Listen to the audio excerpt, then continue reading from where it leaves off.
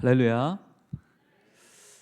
참 좋은 교회 영신교회에서 지난주에 이어서 두 번째 신앙 아카데미의 말씀 또 지혜를 나눌 수 있게 되어서 얼마나 기쁘고 감사한지 모르겠습니다. 소망킨 오늘도 선포되어지는 말씀 들고 나아가는 현장 속에 우리의 가르침과 양육이 예수 그리스도의 양육이 되게 하시고 하나님의 역사되는 큰 은혜의 시간 되기를 소망합니다. 나라에서 중요한 경기가 있으면 나라는 국가대표 선수를 소환합니다. 국가대표 선수를 소환하면 선수들은 어느 팀에 속해 있건 나라에 모여서 이제 그 경기를 준비하죠. 여러분, 그 준비하는 국가대표 선수 중에 누구라도 내가 여기서 지금 나라를 위해서 경기 준비하는 한 우리 집은 누가 책임질까? 내가 속한 팀은 누가 책임지지? 라고 하는 걱정하는 선수가 있을까요? 없을까요? 아무도 없습니다. 왜요? 내가 나라를 위해서 이 경기를 준비하는 한 우리 집은 누가 책임져요? 나라가 책임지는 거예요. 그가 국가대표 선수의 특권인 겁니다. 여러분, 지금 오늘 이 자리에 모인 우리 교회학교 선생님들, 믿음의 부모님들이야말로 매주, 아니 매일 가슴에 하나님 나라 국기를 다시고 우리 아이들에게 말씀의 영적 경기에 나가서 그들에게 복음을 전하며 복음이 승리하는 것을 매번 보기로 부름받은 하나님 나라 국가대표 선수인 줄 믿습니다. 여러분, 세상 경기는요 내 수준만큼 뛰기 때문에 이번 경기 이길까 질까 두려울 수 있어요. 아무리 준비했어도 우리는 늘 두렵습니다. 근데 하나님 나라 경기는요 우리 하나님이 이미 승리하셨기에 승리한 경기에 우리로 믿음 갖고 나가라 말씀하시기에 그 경기는 늘 승리로 우리에게 주시는 줄 믿습니다. 우리 옆에 계신 우리 교사분들 또 성도님들, 우리 하나님께서 여러분의 삶을 지금 우리가 이렇게 예배드리고 훈련받는 날 우리 집은, 우리 가게는, 우리 자녀는 누가 책임질까라고 할 때 우리 하나님이 책임지는 것을 믿으십니까?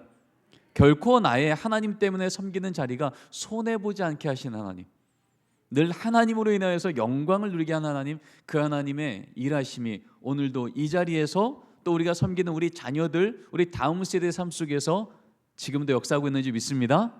우리 옆에 계신 분들하고 이렇게 한번 인사 나눌게요. 하나님 나라 국대 되심을 축하드립니다. 믿으십니까? 네, 여러분은 모두 하나님 나라 국가대표 선수가 되심을 잊지 마십시오.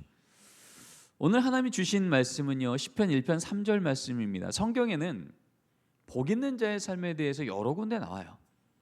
그 중에 대표적인 말씀 중에 하나가 바로 시편 1편 말씀이고요.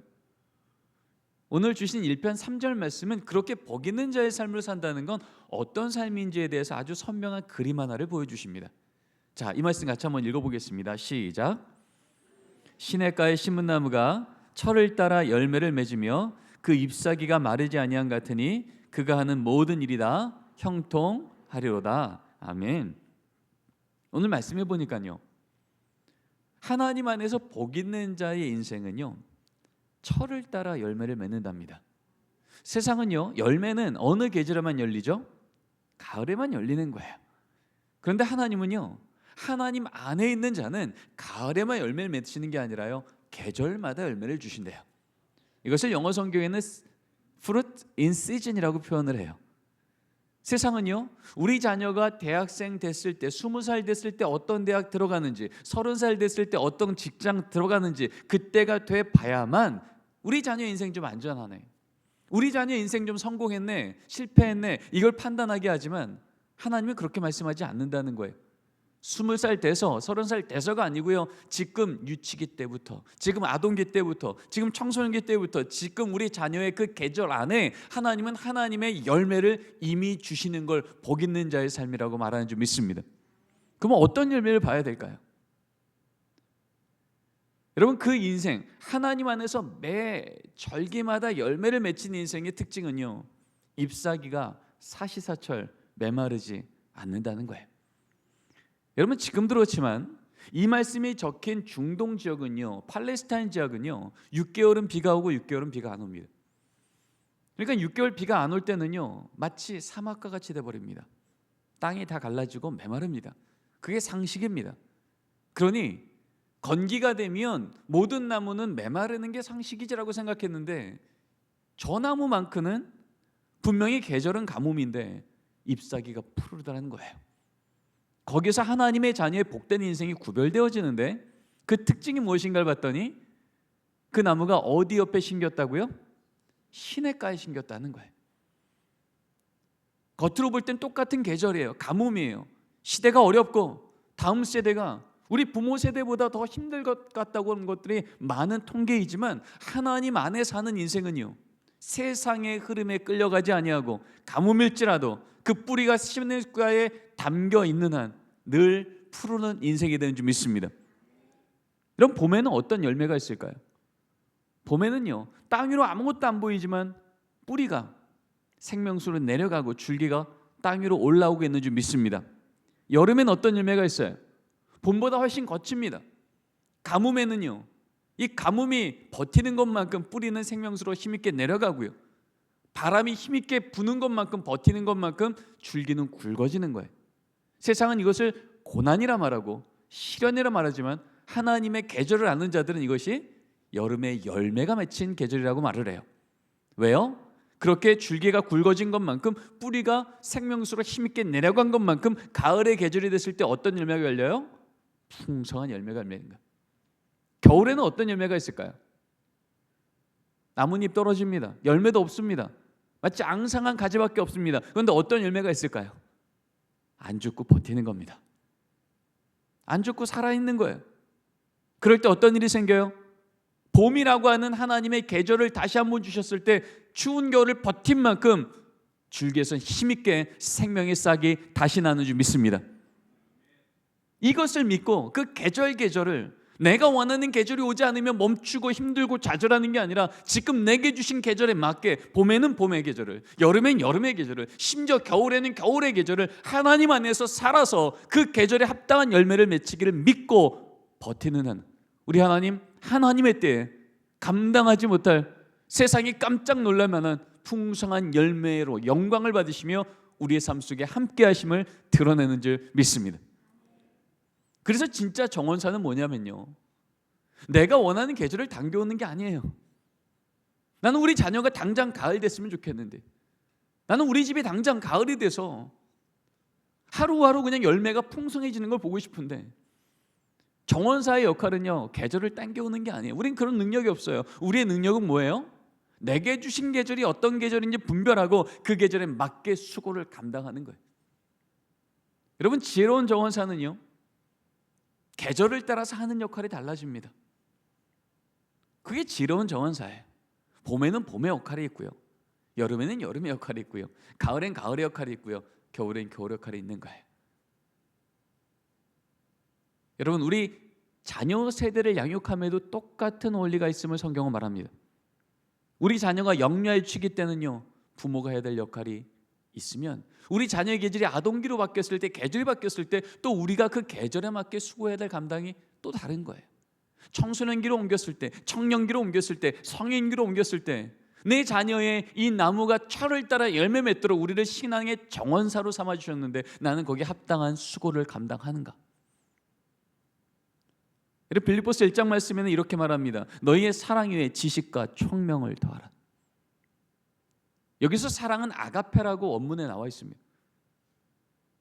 여러분, 하나님의 이 아가페 사랑이면, 완전한 사랑이면 그것만으로 족한 거 아닙니까? 그런데 왜 성경은 그 사랑 위에 뭐를 더하라고요? 지식과 총명이요. 여러분 어떠십니까? 여러분의 완전한 그 사랑만으로 우리 자녀가 온전히 성장합니까? 그렇진 않은 것 같아요. 부모의 사랑이 왜곡되거나 부모의 사랑이 부족해서 우리 자녀가 그 길로 다 오지 못하는 게 아니라 부모 안에는 이 진짜 사랑, 완전한 사랑을 우리 자녀에게 바르게 전할 수 있는 지혜, 지식이 필요하고요, 총명, 분별이 필요하더라는 겁니다. 사도 바울은 그 얘기를 하는 겁니다. 우리 안에는 완전한 예수님의 사랑을, 이 사랑만 갖고는 우리 자녀에게 전하기에 부족하다는 거예요. 그건 사랑이 부족하다는 얘기가 아니라 이 사랑을 온전히 전할 우리 안에 지식과 분별력, 총명이 필요함을 깨달아야 된다고요. 그런 의미에서 지금 시편 1편 3절 말씀은요, 우리 다음 세대에게 우리 자녀 세대, 손주 세대에게 하나님의 완전한 말씀을 전할 때 우리에게 그들에게 합당하게 전할 수 있는 지식과 분별력이 요청됨을 말하고 있더라는 거예요.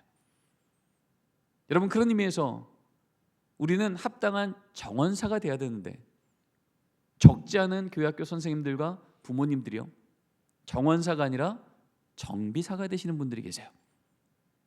여러분, 정비사 아시죠? 내가 기준을 딱 세워놓고요, 1mm라도 조금 더 벗어나면 당장 부품 갈아 껴야 돼. 그래야 속이 편한 사람이 정비사입니다. 사실 세상의 정비사는 그렇게 빨리 갈아 끼는 사람은 실력 있다라고 말을 해요. 근데 여러분, 하나님이 우리를 정비사로 부르지 않으셨고요, 정원사로 부르셨어요. 왜요? 우리 아이들은 기계 부품이 아니거든요.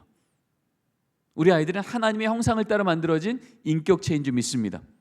그러기에 우리는 부품 갈아 끼듯이 바꾼다고 아이들이 바뀌는 게 아니고요, 당장 부품 갈아 껴서 바뀌는 자가 아니라 마침내 변화되도록 그들을 인도하고 안내하는 정원사가 우리의 부름인 줄 믿습니다. 여러분, 그런 의미에서 우리가 정원사가 된다는 건요, 우리 아이들이 지금 지나가는 그 계절에 합당한 우리의 수고를 감당하며 인내하며 이 계절이 지나면 이 열매가 나겠지를 믿으며, 그래서 당장 눈앞에는 결과가 보이지 않아도 그것을 믿고 그 검을 걸어내는 자가 정원사인 거예요.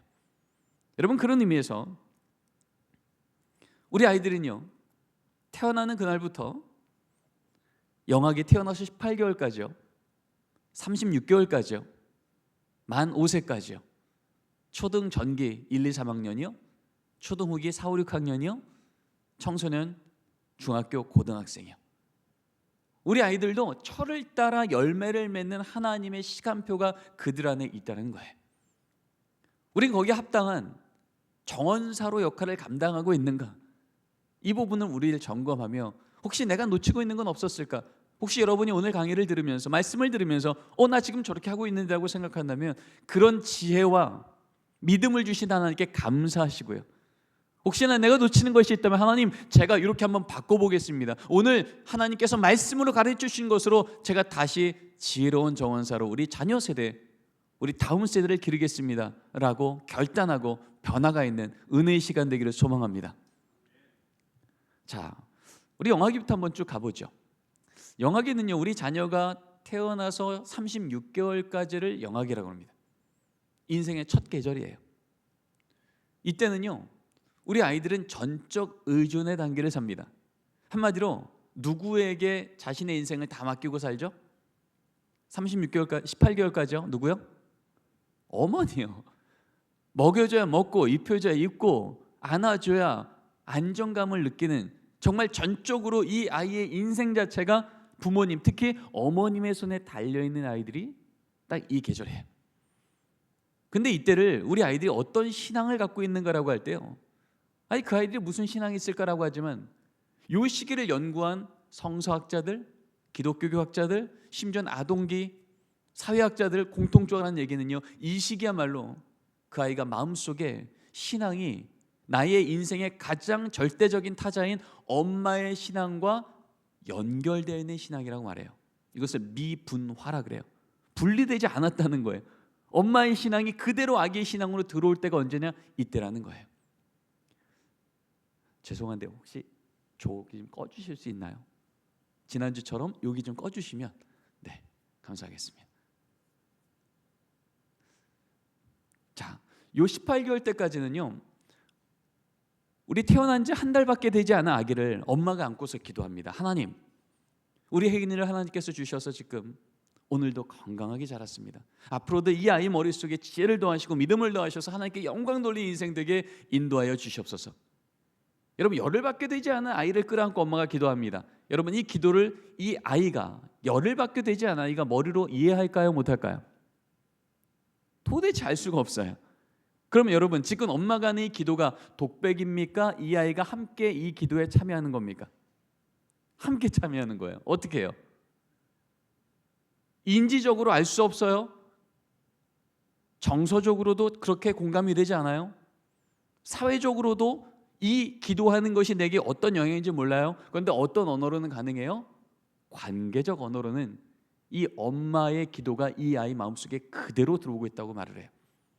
그래서 내가 엄마가 하는 기도, 하나님, 은혜, 건강, 영광 이런 단어는 머릿속에 알지 못해도요, 내가 아주 어렸을 때부터 내 인생의 전적인 타자인 그 엄마가 날 끌어안고 기도할 때 많은 학자들이 이렇게 얘기합니다. 그렇게 기도하는 엄마의 얼굴에 드러난 경건함을 아이는 자기의 심장 가운데 새기고 있는 중이다.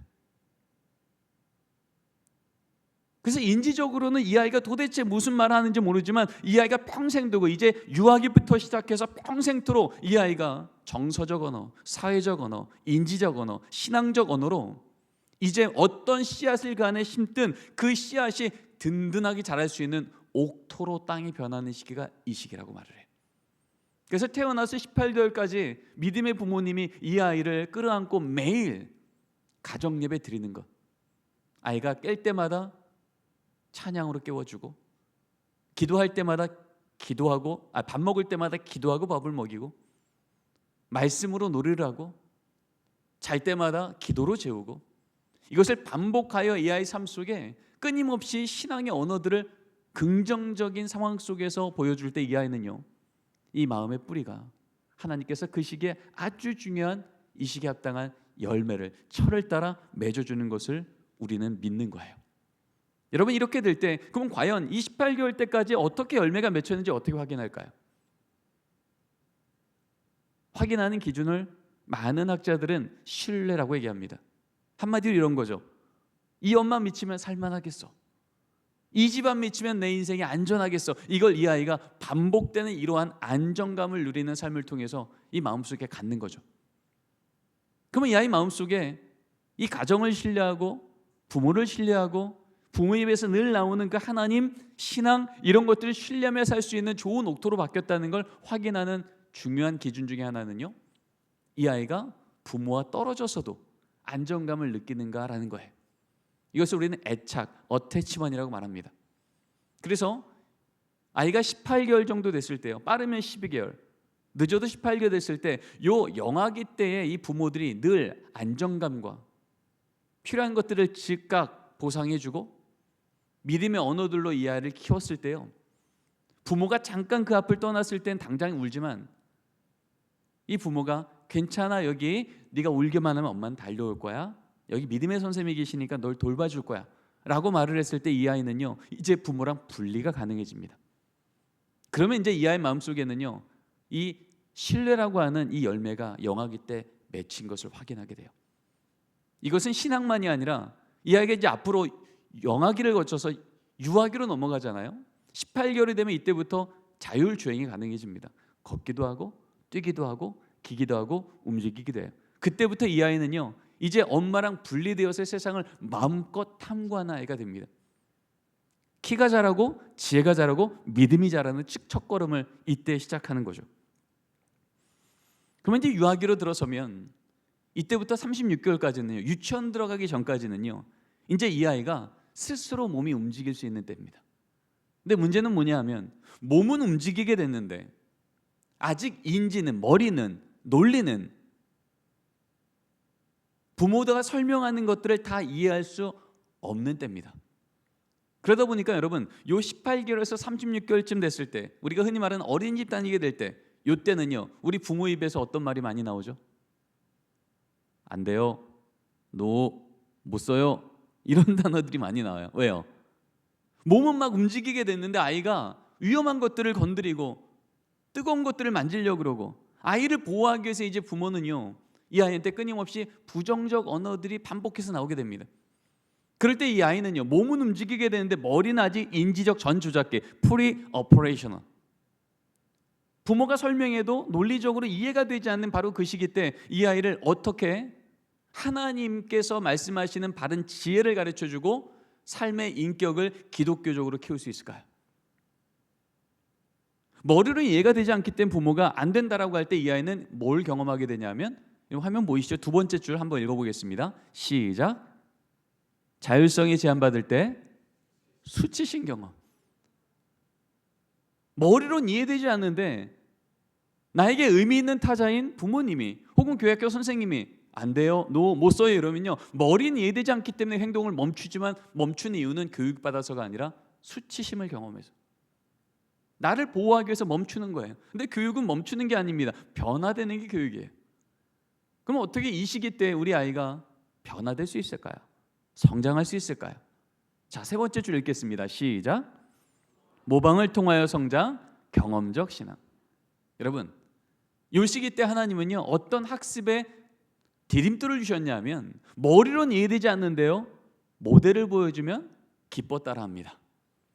그래서 이 시기 때는요, 믿음의 부모님이 혹은 교회학교 선생님이 우리 아이들에게 기도를 어떻게 가르쳐주냐면요, 기도는 이렇게 하는 거야. 두 손 모으고 무릎 꿇고 눈 감고 잘 경청하는 거야. 아이가 이 얘기를 하면 잘 알아듣고 논리적으로 따라옵니까? 못 따라와요. 근데 어떻게 해주면 이걸 따라와요? 모델을 보여주시면 됩니다. 그래서 아이한테는요, 기도는 이런 거라고 설명하는 게 아니고요, 요 시기 때는 어떻게 하냐면요, 기도하는 가장 모범적인 모습을요, 한 번, 두 번, 세 번, 네 번 반복해서 보여주는 거예요. 그래서 이 시기 때 가정 예배가 얼마나 중요하냐면 매일 이 아이는요, 그걸 눈으로 보고 모방하기 시작하는 거예요. 아, 그래서 예배 시간은, 기도 시간은 이렇게 하는 거구나, 무릎 꿇는 거구나, 손을 모으는 거구나, 눈을 감는 거구나, 간절한 모습으로 기도하는 거구나라는 것을요, 우리 아이가 18개월 때부터 모방하면서 따라합니다. 머리로 이해되지 않아도요, 온몸이 따라하면서 그것이 내 삶이 되고 인격이 되기 시작하는 거예요. 그래서 이 시기 때는요, 우리 부모님이건 교학교 선생님이건 가장 좋은 모델을 보여줄 수 있는 선생님들, 영적 교사가 제일 중요합니다. 왜냐하면 보이는 대로 따라하기 때문에. 그래서 우리 영녀이치기를 참 잘하는 교회들 가보면요, 이 유아기 아이들을 대상으로 예배드리는 곳을 가보면 선생님들이 율동할 때도요, 대부분 어떻게 하시냐면 반 무릎을 합니다. 서서 안 해요. 왜요? 애들 눈에 잘 안 보이거든요. 너무 높아요. 그래서 아이들의 눈높이에서 잘 보이는 눈높이로 반 무릎을 하고, 그 상태에서 아이에게 최고의 모델로 찬양도 보여주고 기도도 보여주고 말씀 듣는 모습도 보여주는 거예요. 그럼 아이들은요, 그것을 기뻐 따라하며 그것이 내 삶이 되고 그것이 삶의 예배의 문화가 되고 그렇게 예배드리는 사람으로 빚어져 가더라는 거예요. 그러다가 아이가 이제 36개월부터 만 5세까지 유치기가 됩니다. 흔히 말하는 이제 유치원 입학하는 아이가 되죠. 그럼 이제 계절이 어떻게 바뀌냐 하면 이제는 우리 아이가요, 인지적 조작기가 됩니다. 프리 오퍼레이셔널에서 그냥 오퍼레이션이 돼요. 이 말이 무슨 얘기예요? 이제 말하면 알아듣는 시기가 된 거예요. 그래서 이때부터 우리 아이들한테는 어떤 교육이 중요하냐면요, 이때부터 말하면 알아듣기 때문에 이때부터는 훈육이 필요합니다.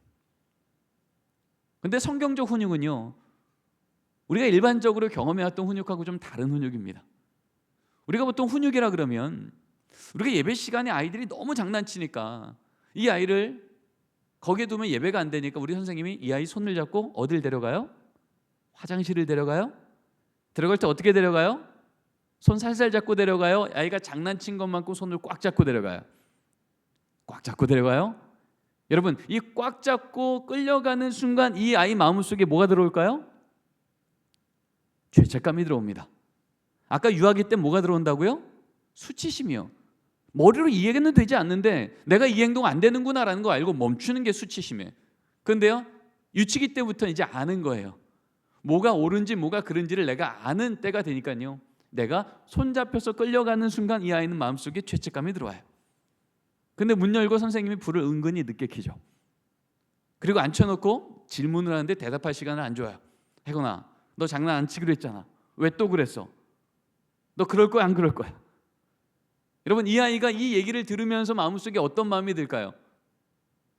다시는 그러지 말아야지라고, 다른 예배를 드려야지 하고 이 성령님이 내 안에 들어오는 공간들이 생길까요? 아니면 그 얘기를 들으면 들을수록 죄책감이 더 마음속에 까맣게 들어올까요?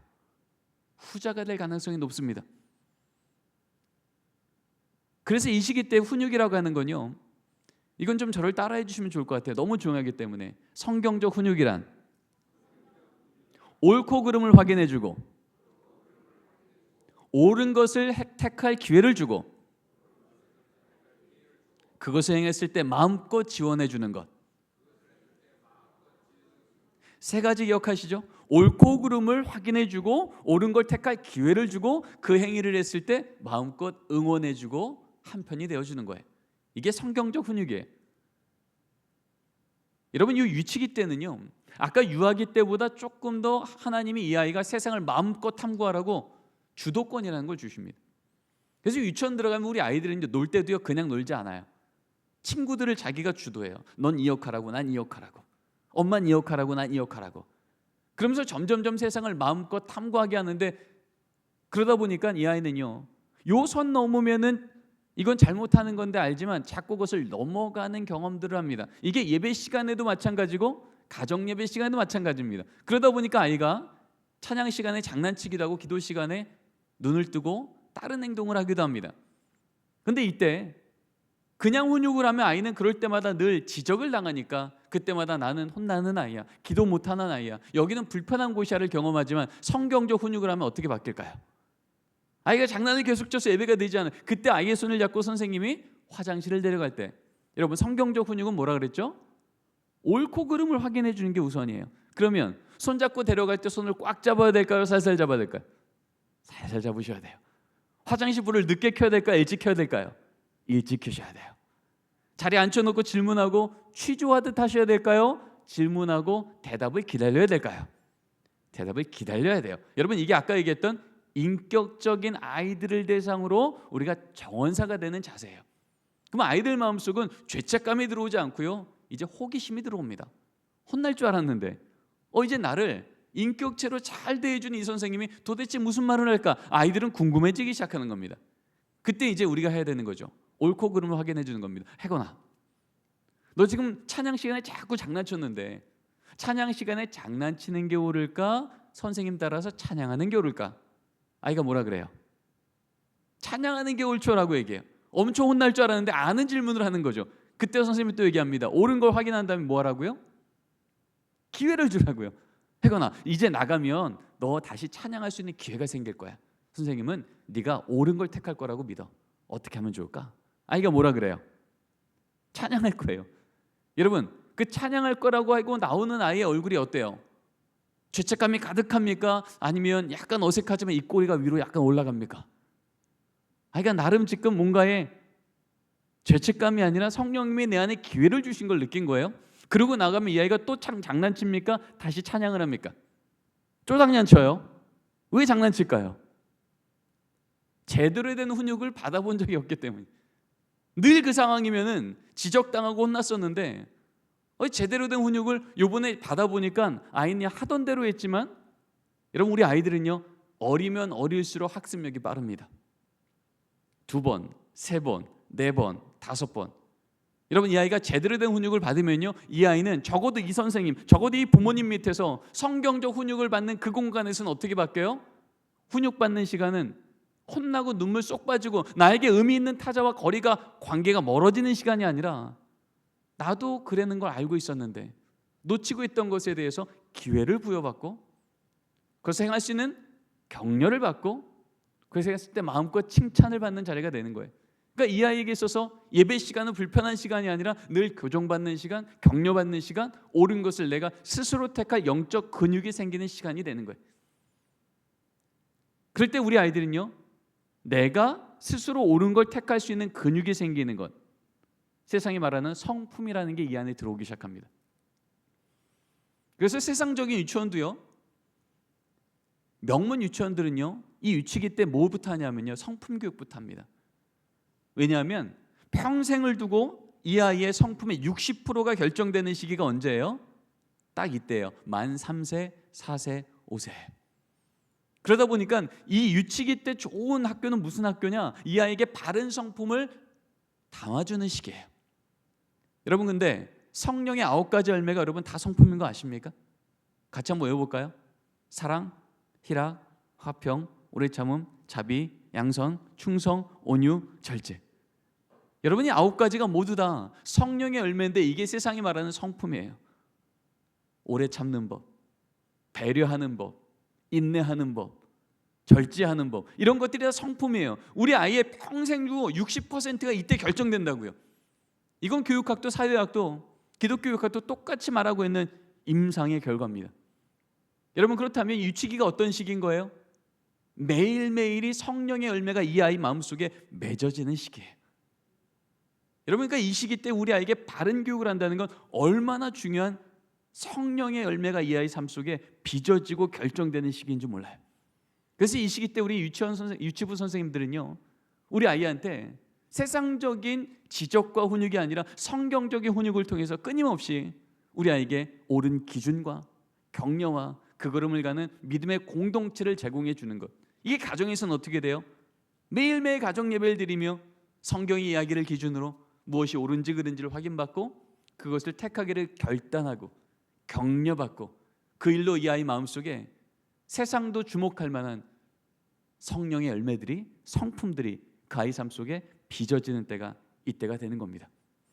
그러다가 이제 이 아이가 학년 전기라고 하는 계절로 바뀝니다. 태어나서 지금까지의 계절과 이제부터의 3년의 계절은 또 다른 계절이 됩니다. 왜냐하면 초등학교 입학년 1학년에 딱 입학하자마자 아이는 이때부터 축두협을 중심으로 장기기억이 발달합니다. 그렇기 때문에 우리나라건 외국이건 초등학교 입학하자마자 어느 나라건 우리 아이가 학교 끝나고 올 때 뭘 받아와요? 숙제를 받아옵니다. 왜 숙제를 받을까요? 이때부터 이제 한 번 들으면 웬만하면 다 기억하거든요. 그러니까 내가 기억하는 걸 갖고 할 수 있는 숙제를 줘서요, 이때 이 아이들은 어떻게 세상을 학습하고 진리라는 것을 받아들이는 시기냐면요, 주로 성취감을 통해서 나 그거 또 하고 싶어라는 것을 반복하게 됩니다. 그 내용 자체가 재밌어서가 아니고요, 내가 들었기 때문에 그거 장기 기억 때문에 할 수 있는 기억이 됐을 때 내가 할 만큼의 숙제를 주고 매일 다니려고 숙제를 내가 해갔을 때 격려받고 칭찬받았을 때 나 그거 또 하고 싶어. 그렇게 해서 초등학교 1학년, 2학년, 3학년 때는요, 우리 아이들이 숙제만 잘 따라가도요, 이 아이는요 공부에 흥미를 갖게 되는 아이가 됩니다. 신앙교육도 똑같아요. 장기 기억이 발달하는 시기다 보니까요, 아무리 어려서부터 유치부까지 늘 성경을 읽었던 아이일지라도요, 초등학교 1학년 들어가면 뭐부터 해야 돼요?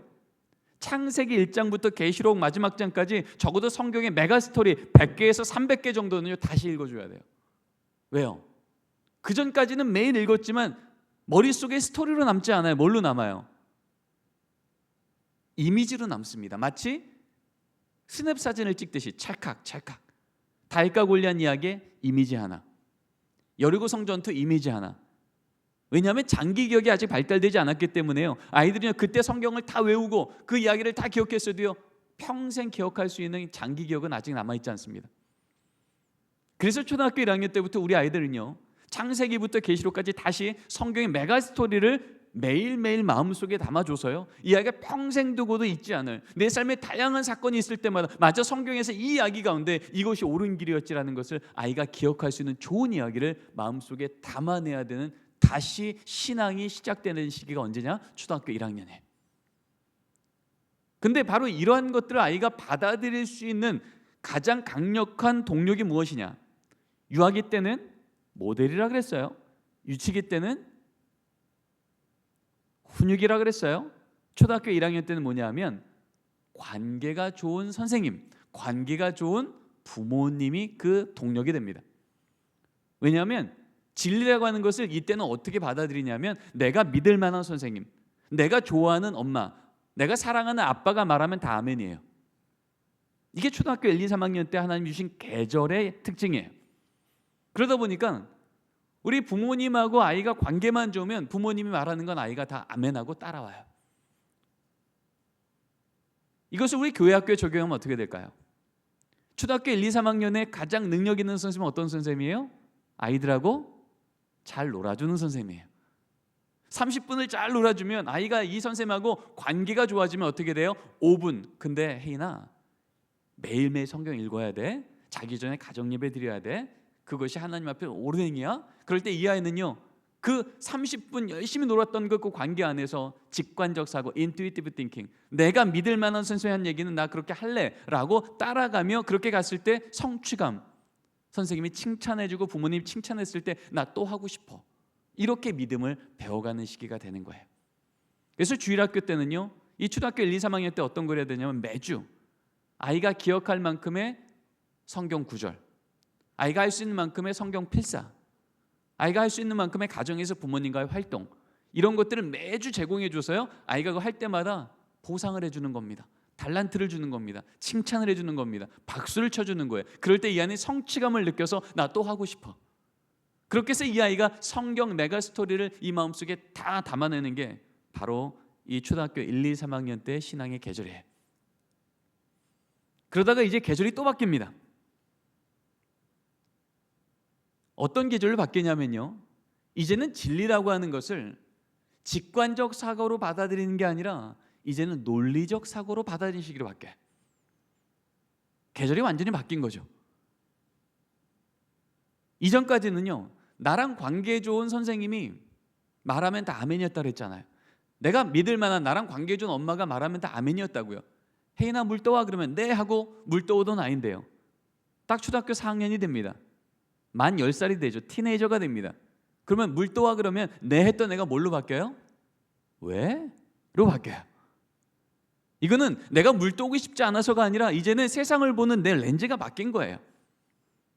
이제는 나랑 관계 좋은 엄마가 얘기하면 물 떠오는 게 문제가 안 됐지만 이제는 논리적으로, 이젠 과학적인 세계관으로 바뀐 거죠. 그러니까 앉아있는 오빠는, TV 보는 아빠는 왜 나만 물 떠오지? 어디까지 가요? 그럼 엄마가 나만 미워하나?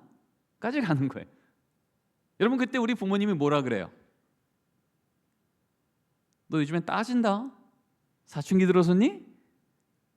여러분, 지금 이 아이가 조금 따지기 시작한 겁니까? 아니면 엄마가 지금 이 아이의 계절을 못 따라오고 있는 겁니까? 엄마가 계절을 못 따라오는 거예요. 우리 말로 치면 시차가 생긴 겁니다. 여러분, 시차 경험하면 피곤하지 않습니까? 갑자기 미국을 가면 똑같은 시간인데 너무 피곤한 거예요. 그것은 시차 때문에 그래요. 여러분, 지금 이 아이는요, 그 계절에 맞는 변화로 걸어가고 있는 거예요. 세상을 이제 논리적으로 보기 시작했는데 지금 엄마가 이 계절을 못 따라오는 거예요. 왜? 예전처럼 순종하지 않니로 오는 거예요. 세상은요, 딱 요 시기 때 우리 아이에게 아주 친절하게 그 계절에 맞는 교육으로 아이를 안내하기 시작합니다. 진화론을 딱 요 때부터 가르칩니다. 우리 인간이 어떻게 해서 여기까지 이렇게 자라나게 됐는지를 머리로 이해하기 쉽게 논리적으로 설명해 줍니다. 그때 이 아이가 궁금해지죠. 아닌데? 어려서부터 나는 원숭이가 진화된 게 아니라 하나님 말씀대로 창조됐다는 걸 들었는데, 그래서 이 아이가 집에 와서 엄마한테 묻습니다. 엄마, 그럼 창조론은 이스라엘 신화야? 그때 우리 부모님들은 뭐라 그러세요? 묻지 마. 무조건 믿어. 묻는 거 아니야. 여러분, 이 얘기를 듣는 순간 이 아이는 어떤 생각할까요? 이제 과학적 세계관으로 따지고 논리적으로 설명되어 받아들이기 시작했던 바로 그것 가운데 성경 얘기만큼은 따지면 안 되는구나 라고 받아들이며 그렇게 아멘할까요? 그렇지 않을 가능성이 높습니다. 신화였네. 아유, 설명 못하니까 괜히 화만 내시고, 이렇게 될 가능성이 높습니다. 여러분, 그러면 이 시기 때 우리는 어떻게 하나님의 말씀을, 어떻게 교회 학교에서는 우리 아이들에게 하나님의 진리의 말씀을 선언할 수 있을까요? 자, 우리 두 번째 줄 한번 읽어볼까요? 논리적 시작. 이제 세상을 논리로 받아들이기 시작하는 거죠. 예전에는 관계 좋은 분이 얘기할 때 아멘 했는데 이제는요, 그 말이 나한테 이해돼야 아멘하기 시작한다는 거예요. 그러면 우리는 어떻게 해야 될까? 자, 그 밑에 교사 역할 첫 번째 줄입니다. 시작. 이제는 무조건 믿어가 아니고요, 합당한 설명이 필요한 거예요. 그러면 여러분, 과학적인 설명으로 하나님의 창조가 설명이 됩니까? 예수님의 죽음과 부활이 설명이 됩니까? 예수님 무리를 걸은 것이 논리적으로 설명이 됩니까? 안 되죠. 이 말은 무슨 얘기일까요? 설명이 안 되는데 어떻게 합당한 설명을 해주냐, 어떻게 합당하게 대화하며 아이에게 진리를 전할 수 있을까를 우리는 질문하게 됩니다. 성경은요, 이 부분에 있어서 어떠한 대안을 제시하고 있냐면요, 그 다음 줄입니다. 우리 간증 시작.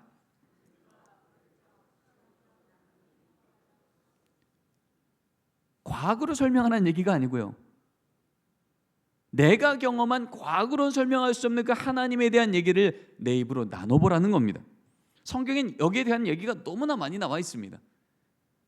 여러분 잘 아시는 아말렉과의 전투 그 사건, 손을 들면 이기고 손을 내리면 졌던 그 사건 끝난 이후에 하나님께서 모세한테 이렇게 명령하십니다. 같이 한번 읽어볼까요? 시작.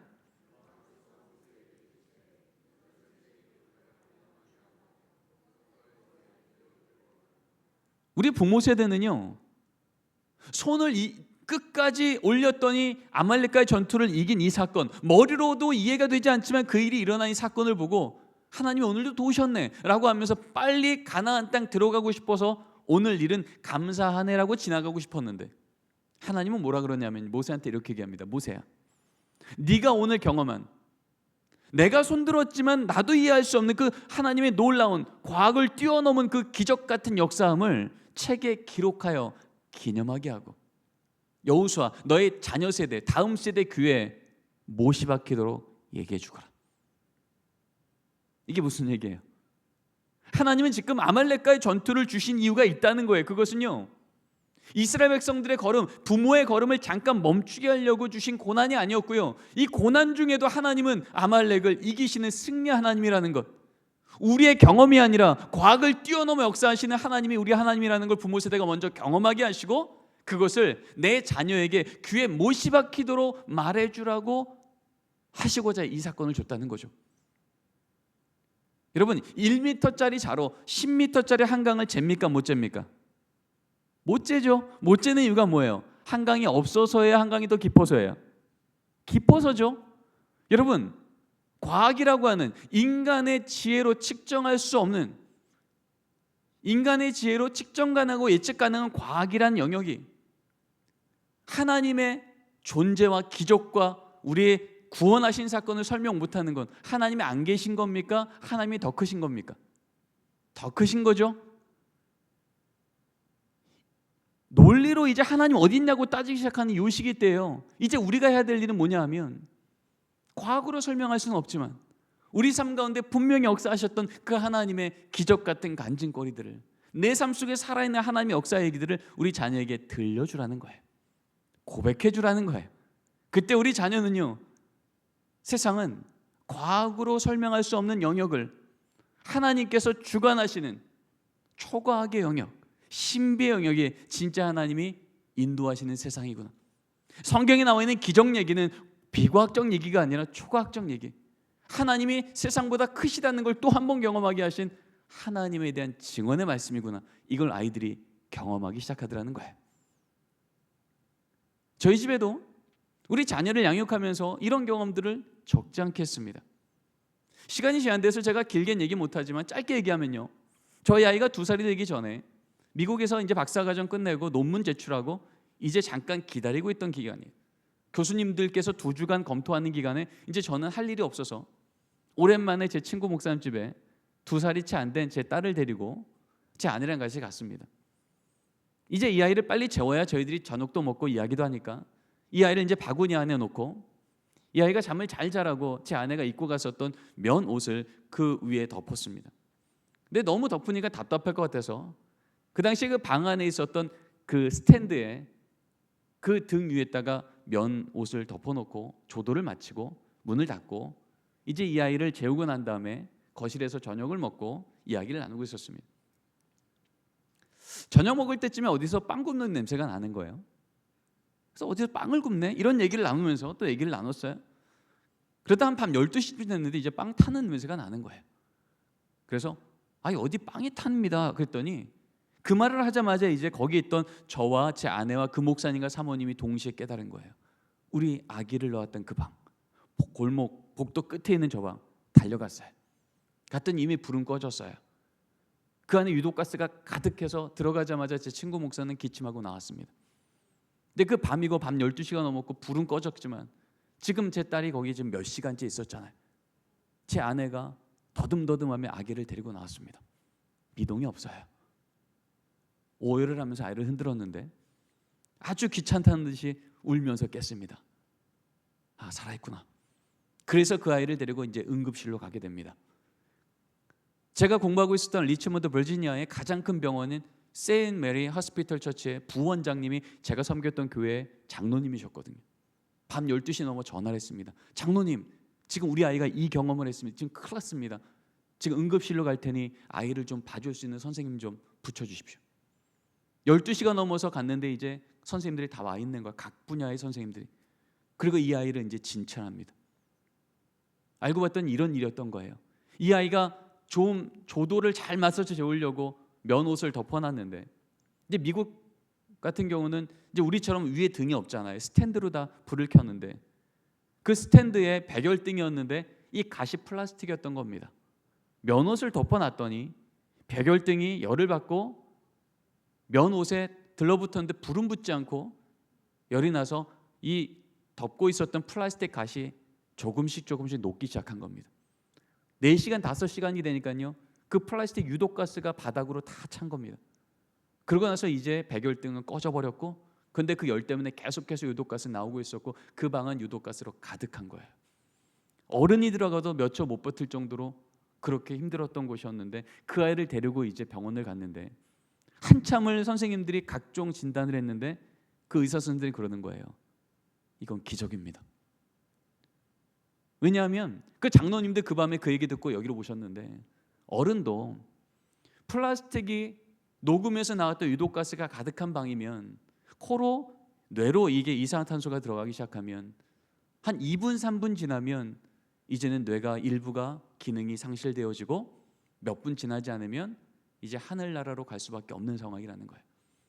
근데 그 2살도 안 된 아이가 지금 4시간째 있었잖아요. 근데 이 아이가 살아 있었단 말이죠. 그리고 이제 진단을 했는데 이 의사들이 하는 말이 이렇게 얘기하더라고요. 아이가 코를 통해서 뇌로 유독가스가 단 1초도 들어가지 않았습니다. 이건 말이 안 된다는 거예요. 그리고 이제 이 아이를 데리고 다시 이제 입원할 이유가 없으니까, 너무나도 멀쩡하다니까 이 아이를 데리고 이제 다시 기숙사로 오려고 병원을 나오는데, 제 아내가 오해를 하면서 그 자리에 털썩 주저앉는 거예요. 그래서 아이 괜찮다니까 갑시다. 아내를 태우고 이제 고속도로를 달리기 시작하는데, 아내가 우는데 너무 참을 수 없을 정도로 우니까 제가 고속도로 갓길에 다시 세웠습니다. 그러고 나서 아내한테 이제 좀 진정합시다. 아이 괜찮다잖아요. 하나님이 지켜주셨다잖아요. 갑시다. 그리고 이제 운전해서 다시 가려고 하는데 아내가 이제 저한테 얘기를 하는 거예요. 그 얘기 듣고 병원 문을 딱 나서서 나오는데 하나님이 눈앞에 아주 선명하게 한 그림을 보여주신 거예요. 어떤 그림이냐 하면, 이 부모는 이 아이가 그 방에서 어떻게 될지도 모르고 몇 시간째 그 밖에서 밥을 먹고 차를 마시고 웃는 그 장면과 그 반대편에는 예수님이 우리 아기를 끌어안고 있고 1초도 쉬지 않고 코에 생기를 불어넣는 장면을 보여주신 거예요. 이 장면을 보고 아내가 감당하지 못해서 하나님께 너무 죄송하기도 하고 감사하기도 해서 그렇게 1초도 쉬지 않고 4시간을 코에 생기를 불어넣으셨기에 유독가스가 1초도 뇌에 들어가지 않은 그 놀라운 사건을 경험한 거잖아요. 그래서 이 아이가 살아난 겁니다. 이 아이가 지금 이제 초등학교를 거쳐서 중학교 2학년이 됐는데, 여러분 제가 이 이야기를 우리 아이한테, 저희 첫째 딸한테 얘기했을까요? 안 했을까요? 초등학교 6학년 때까지 안 했습니다. 왜 안 했을까요? 논리적 사고로 하나님 어디 있냐고 따질 때가 올 것을 알았기 때문에 얘기 안 했어요. 근데 아니나 다를까 어느 날 저한테 그러더라고요. 가정예배 끝나고 나서 이제 잠자려고 하는데 저한테 그러는 거예요. 아빠, 나 하나님이 안 믿어져요. 과학적으로 설명이 안 되는 하나님은 내가 못 믿겠어요. 그때 이제 우리 아이가 경험했던 그로부터 10년 전에 있었던 그 얘기를 끌어안게 시작했어요. 혜인아, 사실 네 인생 가운데 이런 일이 있었어. 과학으로 설명하지 않으면 하나님 못 믿겠다고? 과학으로 설명했으면 너는 이 땅에 없어야 될 아이야. 과학으로 너는 죽었어야 되는 아이야. 과학보다 크신 하나님이 너를 붙드셔서 코에 생기를 불어넣으셔서 네가 여기까지 살아있게 된 거야. 아이가 이야기를 듣고요, 한참을 너무나도 혼란스러워하더라고요. 그러더니 그냥 자기 방 혼자 가겠다고 닫고요, 며칠 뒤에 엄마 아빠를 불러다 놓고 아이가 고백하는 거예요. 아빠가 말한 게 정말 정말이냐고, 지어낸 얘기 아니냐고, 정말 내가 그렇게 살아났냐고 묻더라고요. 정말 살아났다고. 그래서 그때 찍었던 사진들, 불탔던 집들, 병원 찾아갔을 때 찍었던 사진들을 앞에서 다 보여줬어요. 저도 울면서 얘기하고 아내도 울면서 얘기하고 아이도 울면서 하나님께 너무 죄송하다고, 내가 하나님을 없는 분 취급했던 너무 죄송하다고. 앞으로 하나님을 따지지 않겠고 하나님을 믿으며 살겠다고. 초등학교 6학년 때 그 고백의 시간들이 있었어요. 그 뒤로는 그전과 비할 수 없는 아주 깊이 있는 신앙의 고백과 매일 큐티를 하며 그렇게 신앙생활을 도약을 하며 걸어가며 철을 따라 애매매는 걸음들을 걷기 시작했습니다.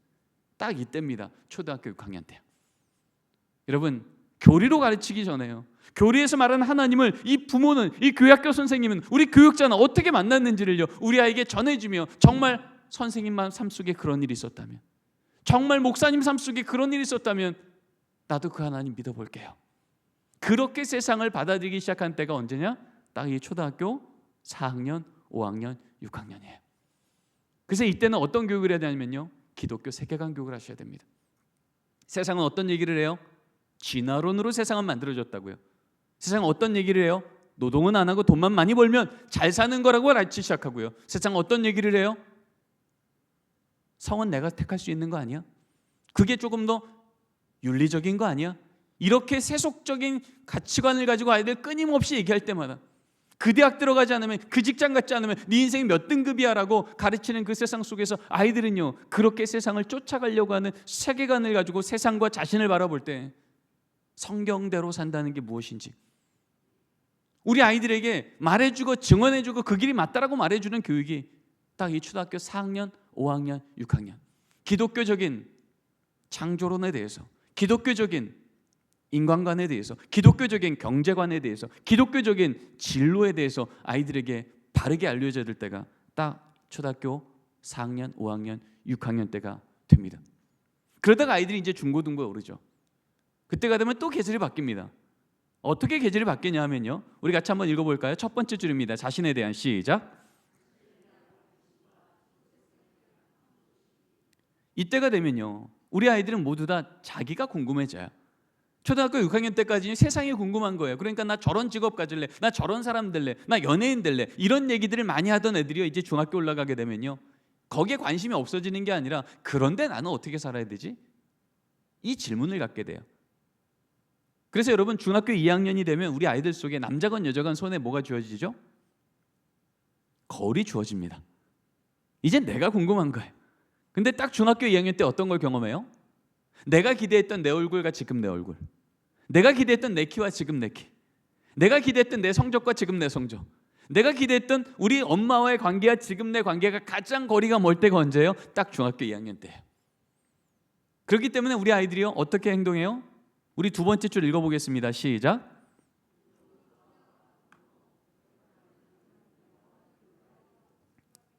정황과 분노, 감정 변화, 돌발 행동, 이게 우리 아이들에게 나오는 거예요. 왜 그럴까요? 이런 모든 행위들을 다 모으면요 한 문장 남는 거예요. 무슨 얘기냐면, 엄마 나 좀 도와주세요, 선생님 저 좀 도와주세요, 이 얘기인 거예요. 근데 우리 아이들은 아직 잘하고 있는 중이기 때문에 그 말을요 이렇게 말 못하고요 이중 메시지라는 거예요. 분노하고 화내고. 왜요? 난 세상이 말하는 그만큼 살고 싶지 않다는 거예요. 세상이 뭐라고 얘기하는데요? 너 그 정도 돈 없으면, 그 정도 성적 안 되면, 그 정도 스펙 안 되면, 너희 집안 그 정도 돈 없으면 네 인생 몇 등급이야 라고 우리 아들한테 매일 위협하거든요. 근데 나는 그 정도 살고 싶지 않은 거예요. 더 잘 살고 싶은 거예요. 더 행복하고 싶은 거예요. 그러니까 아이들은요 그렇게 불만을 갖고 돌발 행동과 분노를 표출합니다. 이런 애들에게 어떻게 해? 너의 인생을 예수에게 인생을 걸으라고, 하나님의 말씀하신 이 복음의 길이 진짜 길이라고 어떻게 가르칠 수 있을까요? 사회학도요, 교육학도요, 심리학도요, 기독교 교육도요, 적어도 이 시기에 자아 정체성, 나는 어디에 내 인생을 걸고 나는 어떤 가치에 평생 살 거야를 결정짓는 바로 그것에 가장 큰 영향을 준 요소가 뭘까를 연구하는 학문들마다 공통적으로 말하는 핵심적인 변수가 있습니다. 그게 바로 세 번째 문장입니다. 같이 한번 읽을게요. 소속감, 시작.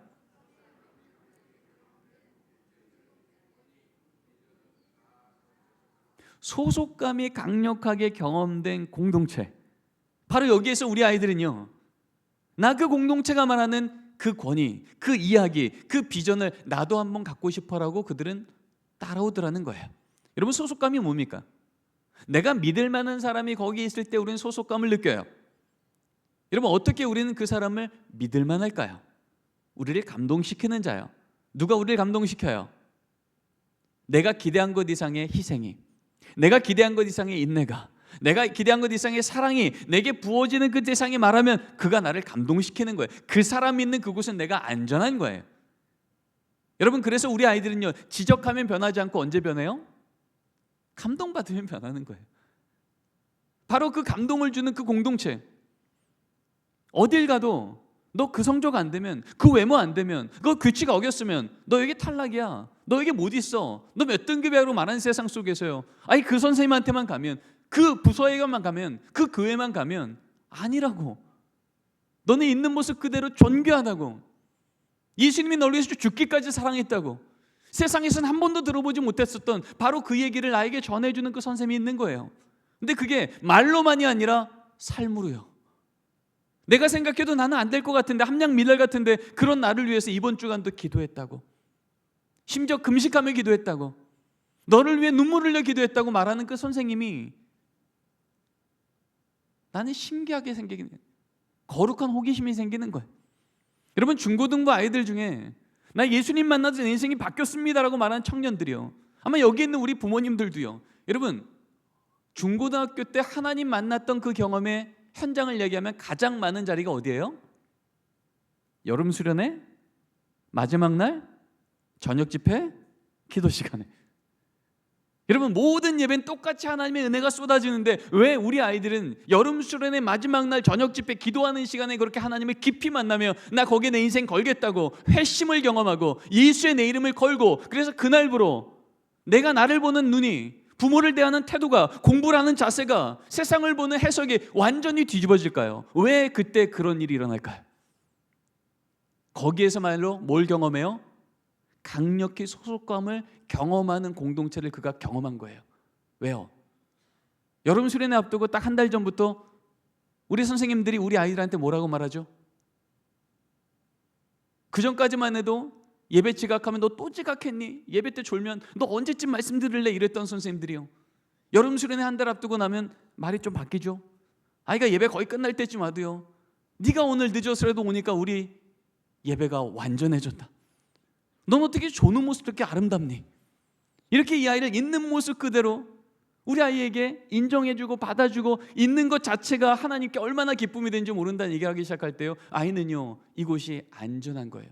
위장하지 않아도, 증명하지 않아도 난 여기서 안전하다는 걸 느끼는 거예요. 수련회 가자마자 학원 끊고 세상 끊고 모든 것 끊고 가자마자 경험하는 건 기독교적인 문화를 갖고 공동체를 경험하고요, 말씀을 공부하고요, 사랑을 고백하고요, 찬양을 고백하고요. 그러면서 마지막 날 저녁 집회 말씀 들을 때쯤 되면요, 이의 마음속에 이제는 거룩한 질문이 생기는 거예요. 도대체 여기는 무엇이길래 나를 있는 그대로 받아줄까? 그럴 때 알고 봤더니 이 한복판에 누가 있는 거예요? 예수님이 계신 거예요. 그러면서 이 아이가 보는 거예요. 그 예수님이 정말 날 위해서 죽었다면, 그 전지전능한 하나님이 나를 다시금 새롭게 하시기 위해서 십자가에 죽은 게 정말이라면, 나 지금 오늘 들었던 그 요셉 얘기가 내 인생 얘기 되고 싶고, 저 베드로 얘기가 내 인생 얘기 되고 싶고, 사도 바울 얘기가 내 인생 얘기 되고, 나도 그렇게 살 때 성경 이야기가 내 얘기 되고 싶고, 성경의 비전이 내 인생의 비전 되고 싶다라고 내가 인격적으로 결단하고 고백하고 입으로 말하는 순간 그 인생의 회심, 컨버전, 하나님 앞에 내 인생이 뒤집어지는 시간이 되는 거예요.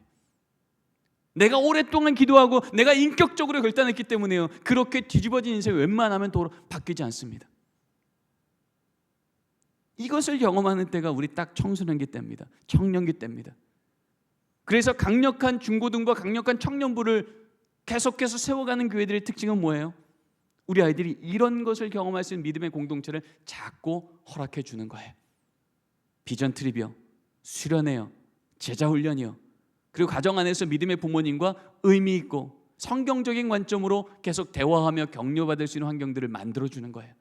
그런 자리에서 끊임없이 이 아이는요, 다시금 내 삶은 어디로, 어떤 이야기 안에, 어떤 비전 안에, 어떤 권위 안에 내 인생을 놨을 때 나는 안전할까, 이것들을 고민하며 믿음으로 결단할 때 아이들은 믿음의 세대로 일어나게 될 줄 믿습니다. 그러면요, 여기 마지막에 있는 문장 한번 읽어볼까요? 관계적, 시작. 우리는 중고등부 아이들은요, 관계적 공동체, 또래 친구들 안에서 신앙을 잘 접목할 수 있다고 생각해 왔지만요, 여러분 사실은요, 또래 친구는 교회만 있지 않고 학교도 있고요, 학원에도 있고요, 많습니다. 근데 왜 교회 안에서 이 아이들이 신앙의 도전과 변화를 경험하게 되냐면요, 또래 친구들 안에서는 경험하지 못하는 성례적 공동체를 경험하는 거예요. 여러분, 오늘 개신교에서 성례가 두 가지가 있습니다. 뭐가 있죠? 세례와 성만찬이에요. 여러분, 세례와 성만찬의 특징이 뭐냐면 셀프 기빙이에요. 예수님 주고 우리를 살리셨고요, 예수님 주고 우리의 죄를 씻으셨어요. 그러니까 우리를 위해서 예수님이 스스로 희생하신 자리가 성례입니다. 어떤 또래 공동체도요, 나를 희생해서 네가 의미 있어라고 말하는 걸 경험해 보지 못했어요. 근데 우리 아이들이요, 교회만 오면요, 우리 선생님들이 나를 위해서 스스로를 희생해서 시간을 내어주시고, 스스로를 희생해서 섬겨주시고, 스스로를 희생해서 기도해 주시고, 스스로를 희생해서 내 삶에 찾아와 주셔서 응원해 주시는 것을 경험하는 거예요. 그때 그 안에 있는 예수를 만나게 되어지고, 나도 그런 인생 살고 싶다.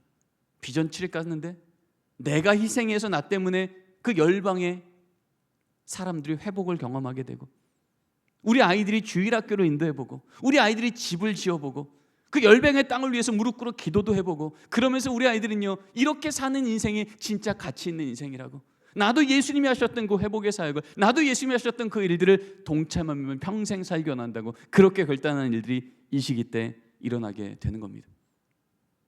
그래서 이 시기 때 이런 소속감이 강력하게 경험하려면요, 어떤 환경들이 필요할까를 연구했던 미국 교회에서요, 7년을 넘게 추적 조사를 해봤습니다. 도대체 어떤 데서 우리 아이들이 이런 소속감이 강력하게 경험할 수 있는 환경을 경험했을까? 라고 했더니요, 7년 넘게 500명의 청소년 150개 교회 기독가정 50가정을 대상으로 연구했더니 결론이 이렇게 납니다. 이전까지는 1대5 원칙이었는데, 한 명의 선생님이 5명의 아이들을 그렇게 양육하며 아이들이 영향받았는데, 이제는 거꾸로 됐다는 거예요. 5대1로 바뀌었다는 거예요.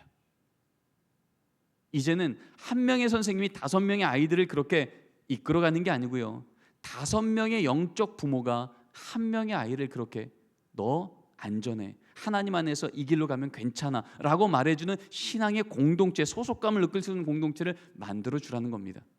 어떻게 5명이 만들어질 수 있을까요? 우리 아이들을 위해서 매일 새벽마다 기도하는 담임 목사님이 있겠죠. 부서 교육자가 있겠죠. 우리 아이 담당 선생님이 있겠죠. 적어도 그의 부모님이라면 믿음의 부모님이 있겠죠. 그리고 그 아이와 나이는 똑같지만 믿음의 친구가 있겠죠.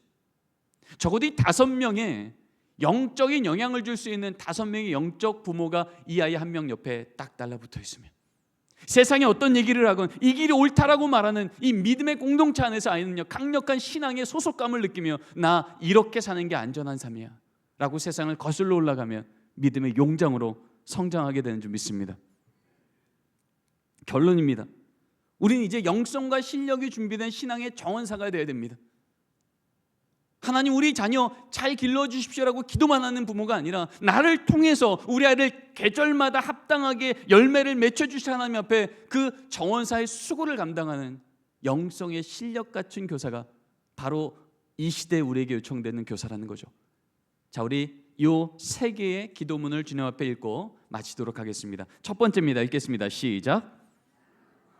신앙 정비사가 아니라 신앙 정원사입니다. 두 번째요, 나는 내게 맡겨주신 다음 세대에 지혜로운 정원사가 되기 위해 각 연령에 맞는 신앙 과제를 보다 깊이 이해하고 신실하게 실천하도록 하겠습니다. 세 번째요, 나는 한 명의 다음 세대를 복음의 제자로 기르기 위해 다음 세대를 향한 사랑과 지식 위에 총명을 더하는 교사가 되겠습니다. 여러분, 그렇게 하실 겁니까? 우리가 결단하는 자리마다 주께서 은혜와 능력으로 더해 주실 줄 믿습니다. 기도하시겠습니다. 주님, 감사합니다. 우리 다음 세대를 하나님께서 세우시되, 계절이 가뭄과 같을지라도 뿌리가 생명수에 닿아 있는 우리 다음 세대를 길러가는 것이 지혜라 말씀하시며, 우리로 하여금 그 자녀 세대 위에, 다음 세대 위에 철을 따라 열매 맺을 수 있도록 부름받은 정원사로 부름받았음을 기억나게 하시니 감사합니다. 주님, 사랑만이 아니라 그 사랑 위에 지식과 총명을 더하여 철마다 열매를 맺는 걸 눈으로 목도하는 감격스러운 교사로 우리를 불러 주시옵소서. 오늘 알려주신 이 지혜를 가지고 철을 따라 합당한 수고를 감당할 때 그 계절마다 일하시며 열매 맺으시며 역사하시는 하나님을 눈으로 봐 때가 되었을 때 우리 자녀 세대가 세상을 놀랍게 하나님 나라로 바꿀 그 놀라운 역사를 이끌어가는 믿음의 용장 되기까지 우리로 이 걸음 함께 걸어가게 인도하여 주시옵소서. 감사하며 예수님의 이름으로 기도드립니다. 아멘.